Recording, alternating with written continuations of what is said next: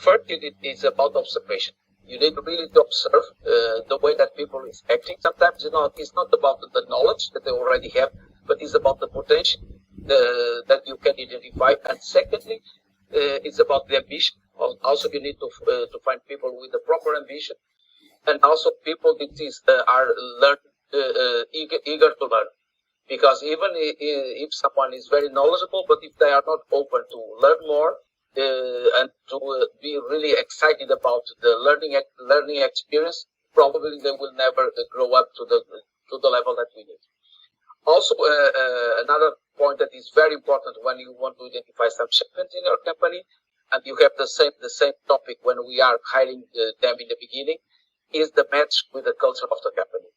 Because you may have excellent people that do not match at all with your company, and in the same way, you may have very good people, well prepared, but are really not in the let's say the correct fit.